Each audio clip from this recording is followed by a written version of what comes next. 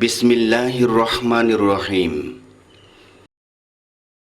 আল্লাহ পাকের নির্দেশিত পথে চলার লক্ষ্যে যুগে যুগে যত নবী রসুল দুনিয়ায় পাঠাইয়াছিলেন, সকল নবীদের নবী আমাদের প্রাণপ্রিয় নবীজিকে অতি মর্যাদাবান করে মানুষগুলোকে অন্ধকার থেকে আলোর পথে আনার লক্ষ্যে এ ধরায় পাঠাইয়াছিলেন। এই লক্ষ্যে রাসূল সাল্লাল্লাহু আলাইহি ওয়াসাল্লাম শান ও মানের উপর বয়ান পেশ করছেন। আলেমে দ্বীন, যিনি সারা বাংলায় ওয়াজ করে খ্যাতি অর্জন করেছেন, সুললিত কণ্ঠস্বর ইসলামী চিন্তাবিদ, সুনামধন্য আলেমে দ্বীন হযরত মাওলানা তোফাজ্জল হোসেন। স্থান: আমিনবাগ জামে মসজিদ, ঢাকা। ভলিউম 1। প্রযোজনা ও পরিবেশনা স্টার গোল্ড, 30 পাটুয়াটুলি, সালাম মেনশন, ঢাকা। لا حول ولا قوة إلا بالله العلي العظيم. أستغفر الله ربي من كل ذنب وأتوب إليه. لا حول ولا قوة إلا بالله العلي العظيم. السلام عليكم ورحمة الله وبركاته. الحمد لله نحمده ونستعينه ونستغفره ونؤمن به ونتوكل عليه ونعوذ بالله من شرور أنفسنا ومن سيئات أعمالنا. من يهده الله فلا مضل له ومن يضلله فلا هادي له. ونشهد أن لا إله إلا الله وحده لا شريك له. ونشهد أن محمدا عبده ورسوله.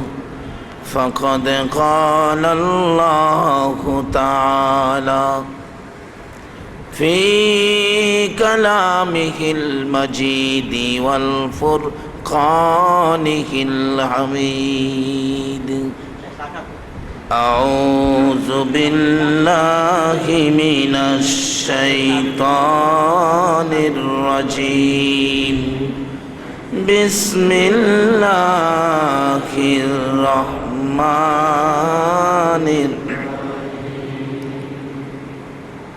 ذلك الكتاب لا ريب فيه. قال الله تعالى وما أرسلناك إلا رحمة للعالمين. قال الله تعالى ورفعنا لك ذكرك.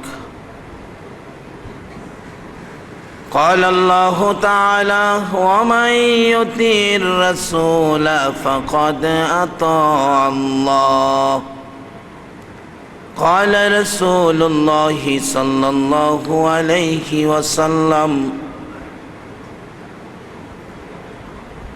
لا يؤمن أحدكم حتى أكون أحب إليه من والده وولده والناس أجمعين. قال رسول الله صلى الله عليه وسلم لولاك لما خلقت الأفلاك. قال الله تعالى في شان حبيبه صلى الله عليه وسلم إن الله وملائكته يصلون على النبي يا أيها الذين آمنوا صلوا عليه وسلموا تسليما. اللهم صل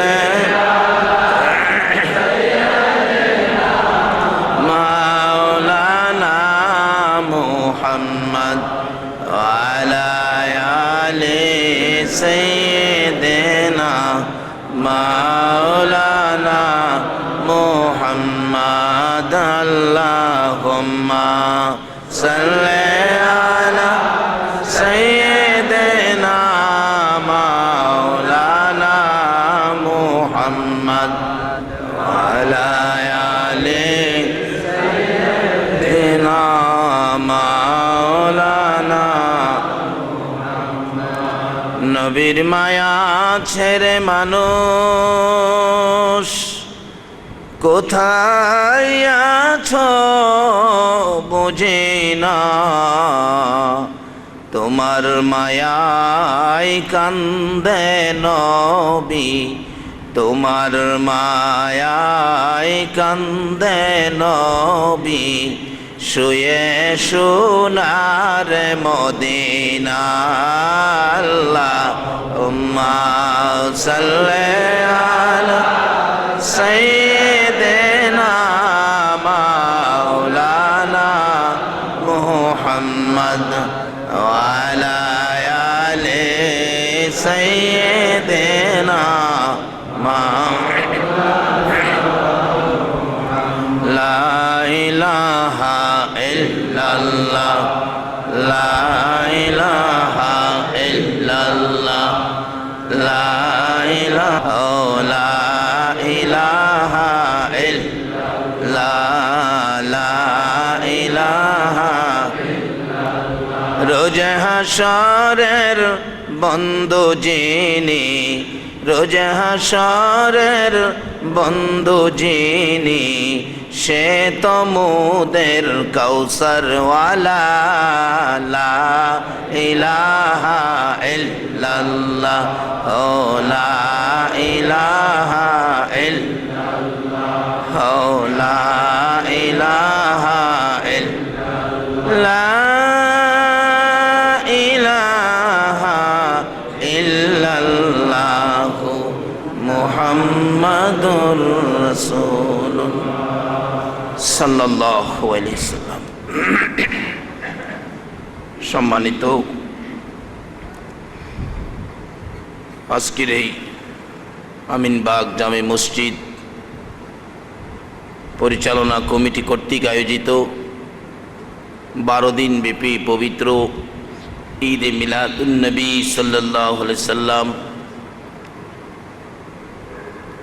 উদযাপিত এই অনুষ্ঠানের মাননীয় সভাপতি সাহেব, অতি সম্মানী ঐতিহ্যবাহী মসজিদের সুযোগ্য খতিব,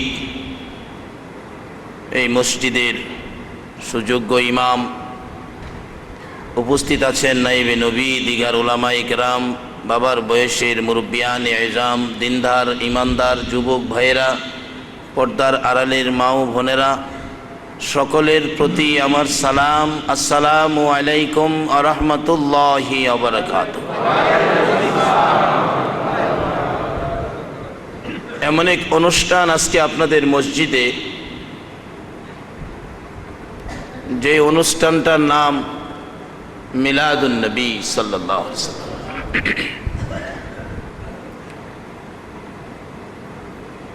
আমরা যারা এই মিলাদুন নবীর অনুষ্ঠানে শরীক হয়েছি, মসজিদে যারা বসে আছি, আমি আপনাদের কাছে একটা প্রশ্ন রাখব, দেখি জবাবটা কিভাবে আসে।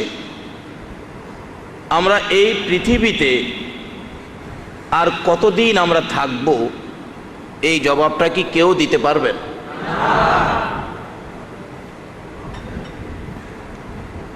এই পৃথিবীতে আমরা কতদিন থাকব, এই প্রশ্ন যদি আমরা করি পৃথিবীর মালিকের কাছে, যিনি আমাদের আল্লাহ, একমাত্র ইনিই বলতে পারেন আমরা এই পৃথিবীতে কতদিন থাকব।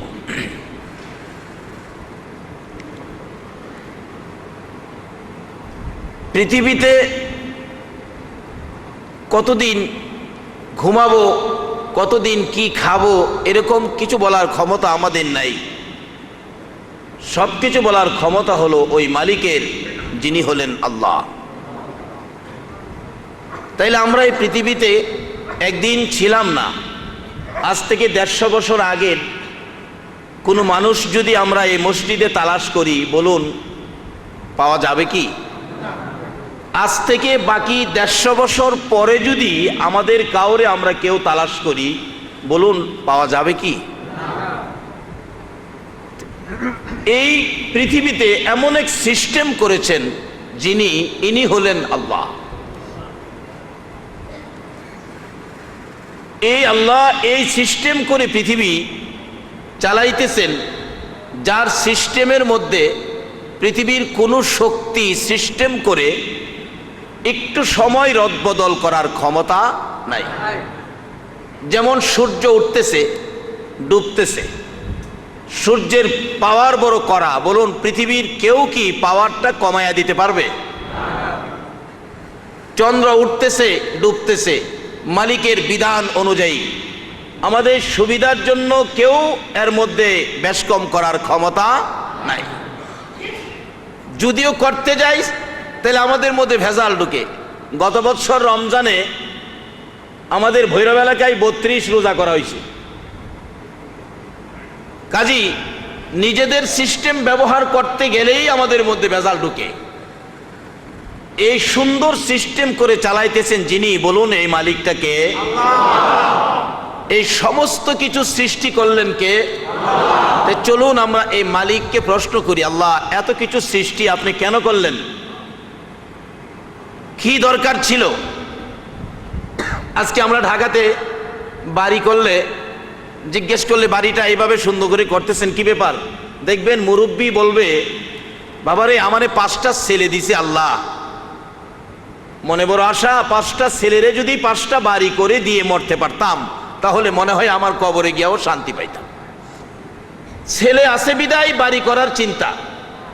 তা আমার আল্লাহ কার জন্য এগুলি করলেন? ঢাকা শহরের কোনো একটা মার্কেট থেকে তো আমার আল্লাহ একদিন 10টা টাকা ভাড়া নিতেও আসে নাই। ইচ্ছে করলে বলতে পারতেন এই জায়গা আমার জমিনে তোমরা ভাড়া বাসা বাড়ি করেছো, আমারে কিছু ভাড়া দাও। বলুন কোনোদিন কি আল্লাহর পক্ষ থেকে এই রিপোর্ট কি কারো ঘরে আসছে? তাহলে আল্লাহ এগুলি কেন করলেন? নিশ্চয়ই এর মধ্যে কোনো কারণ আছে।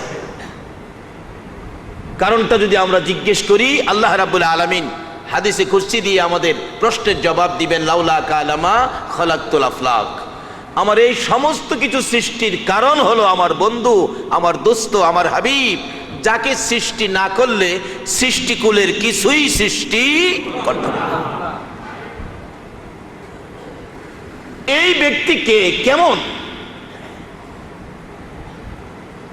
আজকে কারা সেই মিলাদুন নবীর আয়োজন করেন প্রত্যেক বছর? হযরত আবু বকর সিদ্দিক রাদিয়াল্লাহু তাআলা আনহু বলেছেন, যারা এই নবীর আগমনে মিলাদের উপর আনুষ্ঠানিকভাবে আনন্দের সহিত অনুষ্ঠান করে সামর্থ্য অনুযায়ী 1 দিরহাম টাকাও যদি খরচ করে নবীর আগমনে মিলাদের মধ্যে, আবু বকর বলেন আমি তাকে না নিয়ে আল্লাহর জান্নাতে আমি যাব না। আচ্ছা, আপনাদের ধারণা কি আবু বকর নিজে জান্নাতে যাইতে পারবেনি? আল্লাহ ঘোষণা দিয়েছে, বন্ধু তোমার উম্মত আবু বকর যতক্ষণ পর্যন্ত আমার বেহেশতে পাও না দিবে ততক্ষণ পর্যন্ত কোন নবীর উম্মত বেহেশতে যাইতে পারবে না। এটা আমার আল্লাহর ঘোষণা। আমার নবীর ঘোষণা কত? যে আবু বকর মিলাদুন নবীর পক্ষে ছিলেন, নবীকে ভালোবাসতেন, বহু ভালোবাসার স্মৃতি আবু বকরের মধ্যে। তারপর আবু বকর যেদিন দুনিয়া থেকে বিদায় হবেন, উনি বলেছিলেন আমি মারা গেলে তোমরা আমাকে গোসল দিয়ে কাফন দাফন পর জানাজা শেষে আমি আবু বকরের দেহটা নবীজি রওজার পাশে রাইখা একজনে ডাক দিও, নবীজিকে প্রশ্ন করো যে হুজুর আপনার আবু বকর আপনার পায়ের নিচে রাখলাম, আপনি বলেন আবু বকরকে কোথায় দাফন করব? আচ্ছা, আমরা কি কোনোদিন কেউ মারা গেলে আত্মীয় স্বজন কোনো আত্মীয় স্বজনের কাছে কবরের পাশে যায় এরকম কথা বলার সুযোগ আছে? কিন্তু আমরা যেই নবীর উপর মিলাদুন নবী করতে যাচ্ছি, এই নবীর দরবারে এই কথা বলার অধিকার আমাদের আছে এবং এই কথার সুযোগও রয়ে গেছে।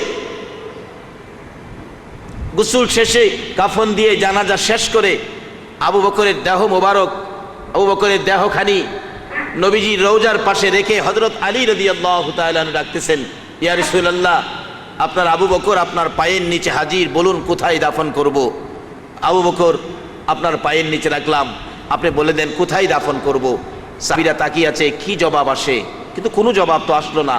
আবার ডাক দিলেন, ইয়া রাসূলুল্লাহ, আপনার আবু বকর, আপনার হিজরতের সাথী, গুহার সাথী, যে আবু বকর গুহার মধ্যে 3 বার করে সর্পের দংশনে মৃত্যুর মুখে চলে গিয়েছিল, আপনি নবীকে ঘুম ভাঙায় নাই, কষ্ট দেয় নাই, সেই আবু বকর আজকে আপনার পায়ের নিচে, বলুন কোথায় দাফন করব। কোনো জবাব নাই। তৃতীয়বার হযরত আলী রাদিয়াল্লাহু তাআলা চোখের পানি ছেড়ে ছেড়ে কাঁদতেছেন আর বলতেছেন, ইয়া রাসূলুল্লাহ, আবু বকরের বেলায় যদি কথা না বলেন, আমি আলীর বেলায় জানি কি হয়। এমন সময় দেখা গেল নবীজির রওজা মুবারক থরথর করে কাঁপতেছে। সকল সাহাবীরা রওজা পাকের দিকে নজর দিয়ে কান পেতে রাখলেন, ব্যাপার কি, ঘটনা কি। শোনা যায় মায়ার সুরে রওজার ভিতর থেকে আওয়াজ আসতেছে, আলী, আলী রে, পাগলামি করিস না, কই আমার আবু বকর, আমার আবু বকরকে আমার পাশেই দাফন করে দে। তো আজকে এই কাজগুলি আপনারা করার জন্য এই ঐতিহ্যবাহী শান্তিনগরের আমিনবাগ জামে মসজিদে প্রত্যেক বছর এই অনুষ্ঠানগুলি করেন। যে অনুষ্ঠানে নবী ডাইকা ঢাইকা নিজের পাশে শোয়ান, সেই কাজ করলে আবু বকর বলছেন, আমি আবু বকর ওই মিলাদের পক্ষে যারা 1 দিরহাম টাকা খরচ করবে, তাকে সঙ্গে না নিয়ে আমি আবু বকর বেহেশতে যাব না। তাই আজকে সেই আয়োজন করার তৌফিক এবং সেই আয়োজনে আপনাদেরকে আসার তৌফিক যে আল্লাহ দিলেন, সে আল্লাহর শুকর আদায় করে সকলে বলুন আলহামদুলিল্লাহ। ভাইরা ভাইয়েরা, আলহামদুলিল্লাহর আওয়াজ আরো সুন্দর করতে হবে। আমরা আখিরি নবীর উম্মত। আমি আপনাদের কাছে জানতে চাই, আমরা যে নবীর উম্মত, আমাদের এই নবী কি ছোট নবী না বড় নবী? আচ্ছা দেখি তো, আপনারা যে মিলাদুন নবীতে আসছেন, নবীরে চিনছেন কিনা? আচ্ছা বলুন তো, এই নবী কত বড় নবী? মাশাআল্লাহ। আসলে শহরের মানুষ গ্রামের মানুষের চাইতে খুব চালাক।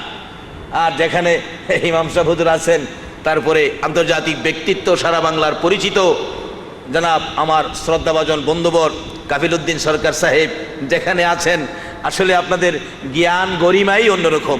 গ্রাম এলাকায় মাহফিলে গেলে হাজার হাজার মানুষ, 20,000 30,000 মানুষ, কিন্তু তারা জবাব দেয়, হুজুর আমাদের নবী তো অনেক বড়,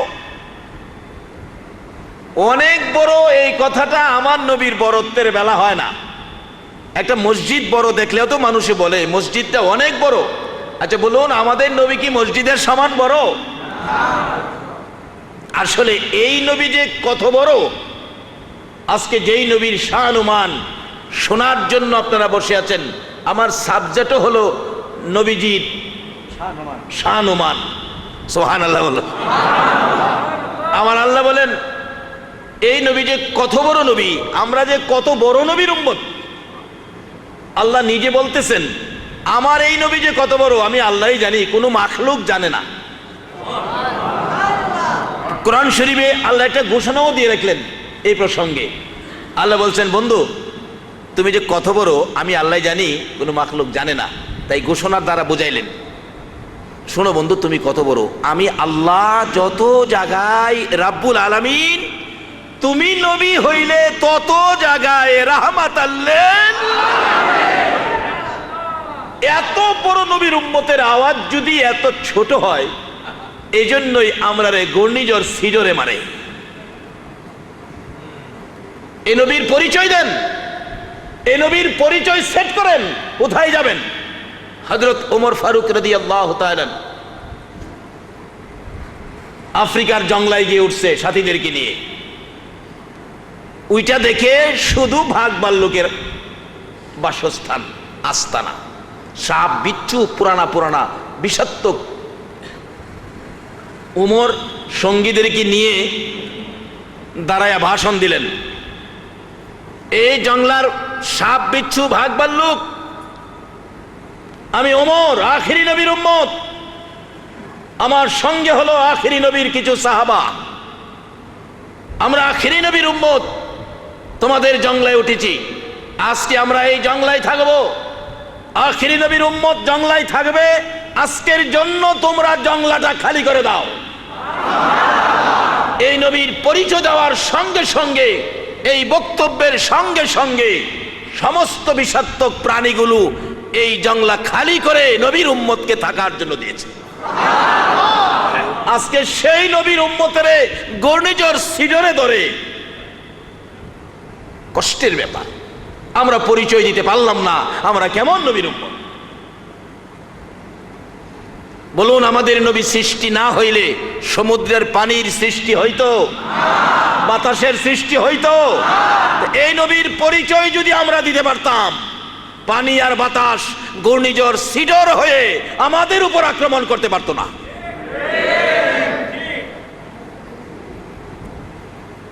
তার বাস্তব, এই নবীর উম্মতে আঙ্গুল ইশারা করলে পানি ওঠে। হযরত ওমর ফারুক রাদিয়াল্লাহু তাআলা আনহুর জীবনী। ওমর যখন মদিনার শাসক, মিশর রাজ্য জয় হওয়ার পর মিশরের গভর্নর নিযুক্ত করলেন। মিশরে একটা প্রথা ছিল, নীল নদের পানি এক মায়ের এক মেয়ে কুমারী দিয়ে নীল নদ থেকে পানি আনতে হইত। এক মায়ের এক মেয়েকে সাজায়া সুসজ্জিত করে নদীতে নিক্ষেপ করলে নীল নদের পানি আসতো। কিন্তু মুসলমানদের আয়ত্তে আসার পরেও তারা ওই আগের সিস্টেম চালু রাখলেন। এক মেয়েকে সাজায়া ঢোল ডাঙ্কর বাজায়া যাইতেছে নীল নদী নিক্ষেপ করবে। মেয়েটার আত্মীয় স্বজন কান্নাকাটি করতেছে, যারা এর বিনিময়ে পানি পাবে তারা তো খুশি, হাসি ঠাট্টা করতেছে। কিন্তু মুসলমান গভর্নরের চোখে পড়ল একটা অনুষ্ঠান, কি যেন ঢোল ডাঙ্কর বাজে, কেউ কাঁদে কেউ হাসে। উনি দৌড়ায় গিয়ে জিজ্ঞেস করলেন, কি ব্যাপার হুজুর? এই ঘটনা, মেয়েটাকে আমরা নিক্ষেপ করব কেন? পানির জন্য? না, অসম্ভব। নীল নদে কুমারী নিয়ে পানি দিবে, এটা আমরা মুসলমান মেনে নিতে পারি না। বন্ধ করো, এক কদম সামনে যাবা না। বন্ধ করে দিলেন, বাড়িতে চলে গেলেন। মানুষ তো সমালোচনা আলোচনা চলছে, কি গভর্নর আসলো পানি পাবো না, কুমারী দিতে দিল না। গভর্নর সাহেব চিঠি লিখলেন মদিনায়, আমিরুল মুমিনিন খলিফাতুল মুসলিমিন, এখানে এই প্রথা চলতেছিল, কুমারী দিয়ে নীল নদের পানি আনে, আমি এটা বন্ধ করে দিলাম, কাজটা আমি কি করলাম? ওমর বলেন, যা করেছো ঠিক করেছো। নীল নদের এত কি ক্ষমতা সেই কুমারী নিয়ে পানি দিবে? দাঁড়াও, আমি নীল নদের কাছে আমি ওমর চিঠি পাঠাইতেছি। বলুন, পৃথিবীর এমন কোন শক্তি আছে কিনা চিঠি দিয়ে নদীর পানি আনতে পারে? একমাত্র ওই ব্যক্তি আনতে পারে যারা চিনেছে, যাদের কাছে আছে ওই নবী, নবী মুহাম্মদুর রাসূল। ওই নবীকে যারা চিনেছে, নবীর পরিচয় যাদের মধ্যে আছে, তাদের হাতের চিঠি পাইলে নীল নদের পানি আসতে হয়। ওমর চিঠি লিখে দিলেন, চিঠি পৌঁছে গেছে, নীল নদের চিঠি। বিসমিল্লাহির রহমানির রহিম। চিঠির নমুনা দেখেন, কি লিখলো? বিসমিল্লাহির রহমানির রহিম। আজকে আমরা মুসলমান তো এই শব্দটা ব্যবহারই করি না, মুখে তা যাই তাই ব্যবহার করি। আর বর্তমানে যুবকেরা, আগেকার দিনে মুরব্বীরা চিঠি লেখে, চিঠির প্রথমে লিখতেন বিসমিল্লাহ, অথবা লেখছে এলাহি ভরসা। মুরব্বীরা চিঠি লেখে এলাহি ভরসা। এখনকার দিনে চিঠি লিখতে কি রং বেরঙের কাগজ, পেট বেরিয়ে গেছে, পেটের উপরে লেখা আছে তোমাকে ভুলি নাই, ভুলে নাই বলে ভুলাইব। সিস্টেম এ নয়, মুসলমানদের সিস্টেমের আওতায় আসুন। ওমর চিঠি লিখেছে বিসমিল্লাহির রহমানির রহিম। এ দরিয়াই নীল, আমি ওমর আল্লাহর নামের উপর চিঠি পাঠাইলাম। লম্বা চিঠি, সংক্ষেপ। চিঠি পাওয়া মাত্র তোমার পানি প্রবাহিত হইতে হবে। চিঠি পৌঁছে গেলেন, গভর্নর সাহেব ডাকতেছেন, আসেন আপনারা, পানির ব্যবস্থা হয়েছে। লোকজন বলে, হুজুর কুমারী দিবেন না, কিভাবে আনবেন পানি? এই যে চিঠি। আশ্চর্য, চিঠি দিলে পানি আসবে? আসেন না, দেখেন। হাজার হাজার লোক নীল নদের পারে জড়ো হয়ে গেল।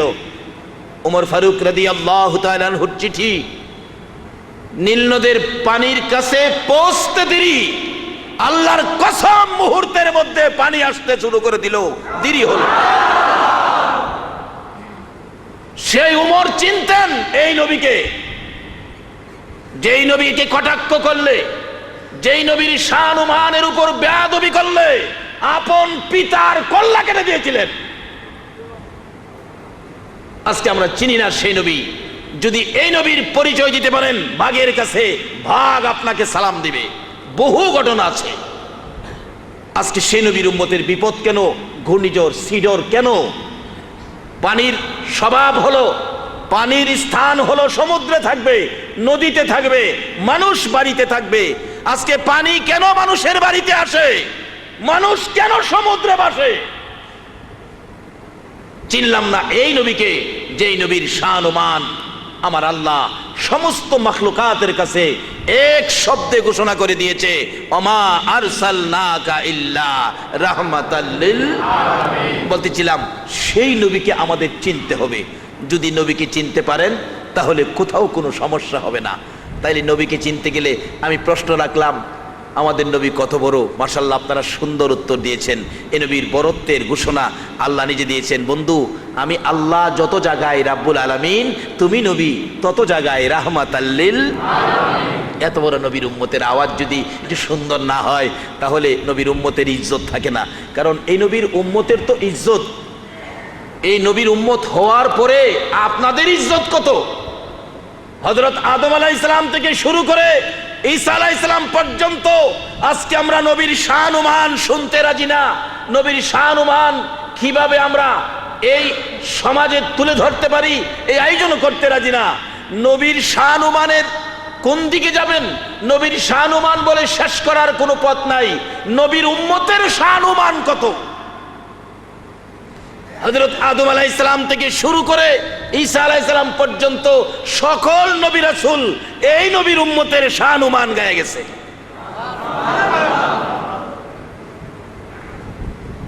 নবীজি হাদিসে বলেছেন, উলামা ও উম্মতি কা আম্বিয়াই বনি ইসরাইল। আমার উম্মতের উলামাগণের মর্যাদা হবে বনি ইসরাইলের সম্মানী পয়গম্বরদের মতো। এই ওয়াজ মুসা আলাইহিস সালাম শুনে আমার নবী মেরাজের সফরে 6 নম্বর আকাশে প্রশ্ন করে বসলেন, ইয়া রাসূলুল্লাহ, আপনারা একটা ওয়াজ বলেছেন আপনার উম্মতের উলামাগণের মর্যাদা হবে বনি ইসরাইলের পয়গম্বরদের মতো। হ্যাঁ বলছি তো হুজুর, এটা আপনার কথা মানি, কিন্তু বুঝে আসে না। তারা হবে উম্মত, আমরা হলাম নবী রাসূল, মর্যাদার দিক দিয়ে কাছাকাছি হবে, এটা কিভাবে বুঝে আসে না। আমার নবী বলেন, ও মুসা আলাইহিস সালাম, আপনি কি আমার উম্মতের সাথে কথা বলে জানতে চান, পাওয়ারটা বুঝতে চান? তো ভালোই হয়, একটু দেখা করে দেখি আপনার উম্মতের সাথে দেখা করে। নবীজি 6 নম্বর আকাশ থেকে ডাকতে শুরু করলেন, ইয়া গাজ্জালি, ইয়া গাজ্জালি, ইয়া গাজ্জালি। ইমাম গাজ্জালি সাহেব রহমাতুল্লাহ আলাইহি নবীজির ডাকে রূহের জগৎ থেকে 6 নম্বর আকাশে হাজির হয়ে গেছে। মুসা আলাইহিস সালামের সামনে হাজির। হুজুর, লাব্বাইকা ইয়া রাসূলুল্লাহ, আমি হাজির, আমাকে ডাকছেন কেন? ও মুসা নবী তোমার সাথে কথা বলবে, আমার উম্মতের পরিচয়, আমার উম্মতের ক্ষমতা কত দেখবে। হাজির হয়ে গেলেন। মুসা আলাইহিস সালাম জিগায়, তোমার নাম কি? আমরা ছোট বাচ্চা পাইলে তো প্রথম নামই জিগাই, বাবা তোমার নাম কি, লেখাপড়া করো, কোন ক্লাসে পড়ো, এরকম জিগাই না। মুসা নবী জিগায়, বাবা তোমার নাম কি? গাজ্জালি সাহেব বলেন, আমার নাম হলো গাজ্জালি, বাবার নাম এই, বাবার দাদার নাম হেই, বাবার বাবার নাম এই, এভাবে 14 ফিরির নাম কইতাছে। মুসা আলাইহিস সালাম এমনি একটু রাগী ছিলেন। উনি তো এক পর্যায়ে ধমক মেরা বলছে, থামেন থামেন। গাজ্জালি সাহেব কই, আপনি থামেন। সুবহানাল্লাহ কন না, সুবহানাল্লাহ কইতেন না। আরে উম্মতের শান দেহি না, এর ভরে নবীর শানে যাই। মুসা আলাইহিস সালাম কই থামেন, গাজ্জালি সাহেব কই আপনি থামেন। আমি যে এলাকায় ইমামতি করতাম, একটা মহল্লা আছে, খুব ভদ্রলোকের মহল্লা, শিক্ষিত লোক সবাই। শিক্ষিত লোক তো আপনার সামাজিক অন্যান্য কর্মকাণ্ডের সাথে মূর্খ লোকের আচার আচরণ করতে পারে না। বাপ বেটা ঝগড়া লেগা বুড়া বাবা ছেলেকে ধমক মেরে বসে, তোমাকে শাট আপ। ছেলেরও রাগ উঠে গেছে, হ্যাঁ বসাতে দাঁড়ায় কয়, আপনাকে ডবল শাট আপ। এই কিসিমের মাইরা বসে আর কি। গাজ্জালি সাহেব রে মুসা আলাইহিস সালাম বলছে শাট আপ, গাজ্জালি সাহেব কয় আপনাকে ডবল শাট আপ। কিন্তু আইনের ভিতরে বেআইনি ভাবে না, বেয়াদবি করে না, বেআইনি ভাবে না। আমরা তো বাবার সাথে আচার আচরণ বেয়াদবের সহিত করি।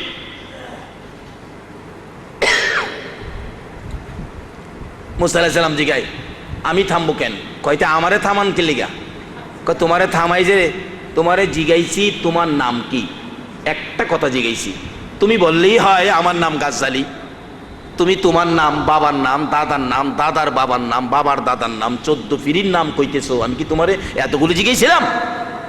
গাজ্জালি সাহেব বলেন, হুজুর এই জন্য রাগ হয়ে গেলেন? একটা জিজ্ঞেসেন, কয়েকটা বেশি বললাম এই জন্য? তা আমিও সৃষ্টি, আপনিও সৃষ্টি। আমি একটা কথা জিগাইলেন আমাকে, আপনি দুইটা বেশি বললে আপনার রাগ উইটা গেল। আচ্ছা, আপনাকে যে আমার আল্লাহ স্রষ্টা যেদিন জিজ্ঞেস করেছিল, অমা তিলকা বিয়ামিনিকা ইয়া মূসা, ও মূসা তোমার হাতে কি, একটা কথাই তো জিগাইছিল, আপনি একটা বললেই পারতেন, আপনি কয়টা বলছিলেন?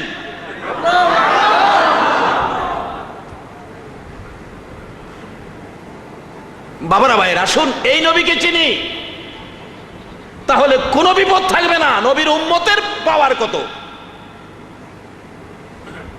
মুসা আলাইহিস সালাম কো, ইয়া রাসূলুল্লাহ, হ্যাঁ আসিন কই এই সময়? কয় না, কি মিথ্যা কইছে? কয় না হুজুর, মিথ্যা তো কইছে না। কয় আপনারে একটা জিগাইছি হাতে কি, আপনি বললেই পারতেন। কলা হিয়া আসই, এটা আমার হাতে লাঠি, কিন্তু আপনি কি বলছিলেন? আমার হাতে লাঠি, ধাক্কা দিয়া দাঁড়াই, রাস্তায় ময়লা থাকলে পরিষ্কার করি, বকরিরে পাতা পায়রা খাওয়াই, এটা দিয়া মাঝে মাঝে যুদ্ধ করি, মাটির গাইরা দিলে ফলের গাছ হয়, ফল খাই। ও মুসা নবী, একটা কথা আমাকে জিগাইলেন, দুইটা বেশি বললে আপনার রাগ উঠে যায়। আমার আল্লাহ একটা জিগাইছিল, এতগুলো কথা আল্লাহর সাথে বললেন, সেটা কি ভালো হয়েছে? সেটা কি আপনার উচিত হয়েছে? মুসা আলাইহিস সালাম, হুজুর বুঝছি আপনার উম্মতের হওয়ার যে বেশি, এবার আপনার উম্মতের আপনি থামান, থামান। নবীজি পিঠের উপর এভাবে থাপ্পড় দিয়ে বলছিলেন, খামোশ। যেদিন ইমাম গাজ্জালি দুনিয়ায় ভূমিষ্ঠ হবে, গাজ্জালি সাহেবের মা বলেন, আমার গাজ্জালি যখন ভূমিষ্ঠ হয়েছে, আমি দেখি আমার গাজ্জালির পিঠ থেকে রোশনি বাহির হইতেছে, আলো বাহির হইতেছে। কি হলো, কিসের আলো আমার গাজ্জালির পিঠে? পিঠের দিকে তাকাইয়া দেখি, দয়ারে নবী, মায়ারে নবী, রহমতের নবী, বরকতের নবী, রাহমাতাল লিল আলামিন নবী, ওই 6 নাম্বার আকাশে রূহের জগৎ থেকে এসে মুসা নবীর সাথে কথা বলার পর আমার নবী যে থাপ্পড় দিয়েছিলেন, নবীজির 5 আঙ্গুল মুবারকের দাগ ওই পিঠের মধ্যে এখনো আছে, ওই দাগ থেকে রোশনি আলো বাহির হইতেছে। এই নবীর উম্মত হন না, উম্মতের শানুমান কত দেখুন।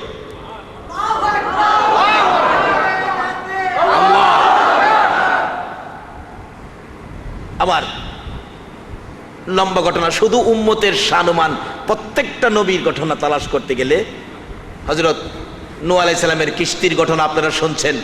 কিস্তি বানাইছে নীল নদ থেকে ঘাস, 1,24,000 তক্তা, নৌকা বানাইছে 4টা তক্তা শর্ট, 4টা তক্তা শর্ট।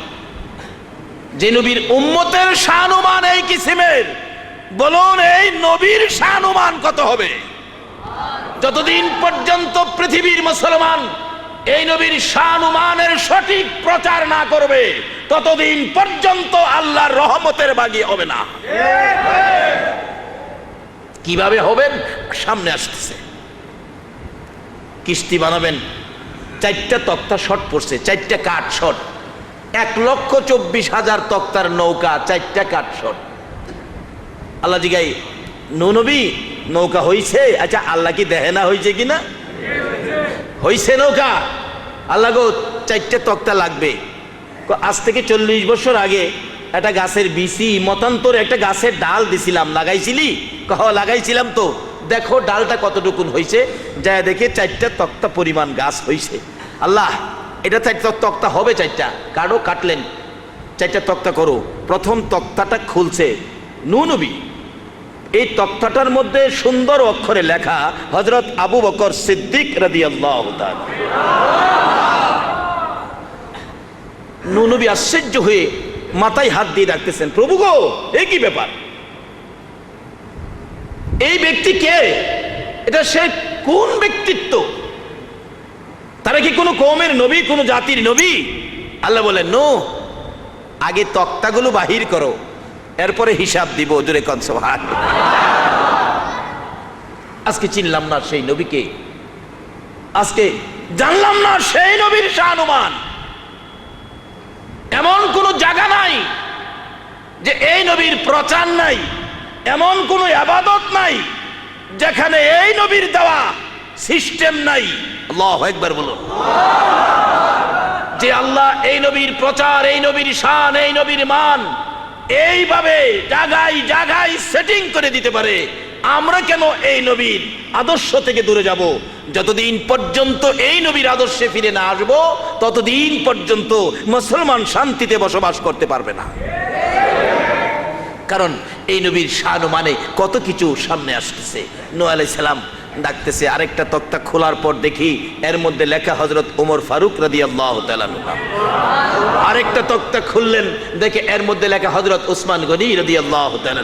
চতুর্থ তক্তা খোলার পরে দেখে হযরত আলী রাদিয়াল্লাহু তাআলা। বলুন কই নূহ নবী আর কবে আসবে আখিরি নবীর উম্মত? জিজ্ঞেস করেন, প্রভু হ্যাঁ এই তক্তার মধ্যে এই নামগুলি কার? এরা কোন কওমের নবী, কোন জাতির নবী? আমার আল্লাহ বলেন, ও নূহ নবী শোনো, তারা কোনো কওমের নবী নয়, তারা কোনো জাতির নবী নয়।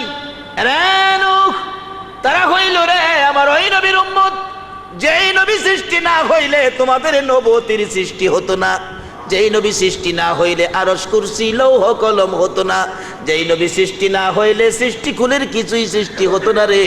আমার ওই নবী আখিরি নবী, নবী মুহাম্মদুর রাসূলুল্লাহ সাল্লাল্লাহু আলাইহি সাল্লামের অতি আদরের রে, অতি পছন্দের, অতি ভালোবাসার ওই চারজন মাশহুর সাহাবীর নাম আমার নবীর উম্মতের স্মরণের এই চারটা নাম তক্তা যদি তোর নৌকার মধ্যে না লাগাস রে নূহ, তাহলে এই নৌকা আমি আল্লাহর কাছে পছন্দের হবে না।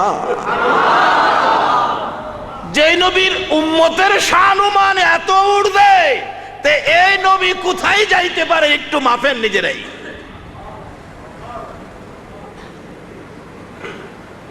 তাই এই শানে আমি একটা গজল বানাইছি, কমু কমু। নবীজির গোলামের, নবীজির আশিকের কোনো চিন্তা নাই, চলো নবীজির জান্নাতে মদিনাতে যাই, চলো নবীজির জান্নাতে মদিনাতে যাই। কে কে যাবে মদিনায়, মদিনাতে কান্দে নবী উম্মতের মায়ায়, দিন রজনী কান্দেন যিনি, দিন রজনী কান্দেন যিনি শুয়ে রোয়া যায়, চলো নবীজির জান্নাতে মদিনাতে যাই, চলো নবীজির জান্নাতে মদিনাতে যাই। কঠিন হাসরের দিনে বেহেশতে যাবে না নবী উম্মত বিনে, কঠিন হাসরের দিনে বেহেশতে যাবে না নবী উম্মত বিনে, মাফ করিয়ে দিবেন আল্লাহ, মাফ করিয়ে দিবেন আল্লাহ নবীর উসিলায়, চলো নবীজির জান্নাতে মদিনাতে যাই, চলো নবীজির জান্নাতে মদিনাতে যাই। আসুন, এই নবীর উম্মত হইতে পারলে কি মর্যাদা। সকল নবী রাসূলের ঘরে এই নবীর উম্মতের খেলা চলছে। শুধু নূহ নবী, তারপরে মুসা নবী, এরকম এক দুইজন নয়, সকল নবী রাসূলের ঘরে আদম আলাইহিস সালাম থেকে শুরু করে ঈসা আলাইহিস সালাম পর্যন্ত এই নবীর উম্মতের শান ও মানের খেলা চলছে। আজকে যদি সেই নবীর উম্মত আমরা হতে পারি, আমরা ধন্য হব, আমরা দামি হব, আমরা দুজাহানে শান্তির ভাগী হব। তাই আসুন, আমাদের শানুমান আল্লাহ এভাবে প্রচার করেছেন, আমাদের উপর দায়িত্ব দিয়েছেন নবী পাকের শানুমান আমরা প্রচার করার জন্য। কিভাবে প্রচার করবেন, সেজন্য তো আজকের এই মাহফিল। আর সেই মাহফিলে যে আল্লাহ আমাদেরকে এভাবে আসার বসার তৌফিক দিলেন, আমরা সে আল্লাহর শুকর আদায় করেছি। কারণ এই নবীর উম্মতের মর্যাদা কত। নবীজি মেরাজের সফরে যাওয়ার সময় চতুর্থ আকাশে হজরত ইদ্রিস আলাইহিস সালামের সাথে সাক্ষাৎ। আমার নবী প্রশ্ন করে বসছিলেন, ইদ্রিস তুমি কত ভাগ্যবান নবী, সশরীরে আল্লাহর জান্নাতে গিয়ে নাজ নিয়ামত খাইলা, কি তোমার ভাগ্য। ইদ্রিস আলাইহিস সালাম জবাব দিয়েছিলেন, ইয়া রাসূলুল্লাহ আমার ভাগ্যটা বেশি একটা ভালো নয়। বলো কি হুজুর, আমার ভাগ্যটা ভালো হইতো আমি যদি ইদ্রিস নবী না হইয়া যদি আখেরি নবীর উম্মত হয়ে যেতাম। আপনাদের শানুমান আখেরি নবীর উম্মত, ইদ্রিস নবীর মুখের কথা। রাসূল বলেন, ইদ্রিস তুমি বললা কি? জি হুজুর, আমি বেহেশতে যাওয়ার জন্য বেহেশতের প্রত্যেকটা দরজায় দরজায় গিয়েছি, যা দেখি দরজার উপরে বড় অক্ষরে লেখা, আখিরি নবী উম্মত নিয়ে না আসা পর্যন্ত কারো জন্য বেহেশতের দরজা খোলা হবে না। সেই নবীর শানুমান গাইতে আপনারা রাজি আছেন? সেই নবীর শানুমানের পক্ষে থাকতে আপনারা রাজি আছেন? আসুন আলোচনায় যাই। মহব্বত আর একটু দুরূদ শরীফ পড়ুন। আল্লাহুম্মা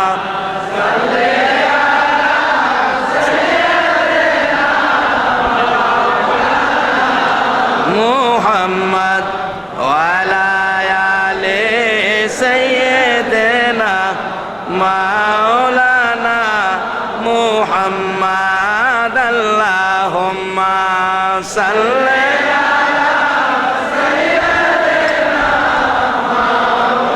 ছেড়ে মানুষ কোথায় আছো বুঝি না, তোমার মায়ায় কান্দে নবী, তোমার মায়ায় কান্দে নবী, শুয়ে সোনার মদিনা। আল্লাহ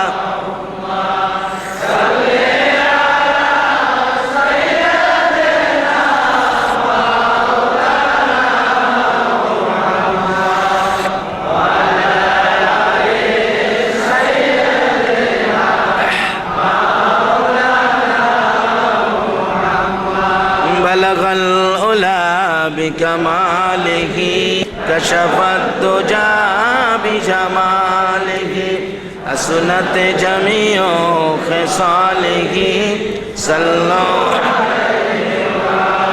বলগল উলা বিকমালিহি কশফত দুজা বিজমালিহি আসনাত জামিউ খিসালিহি সাল্লাল্লাহু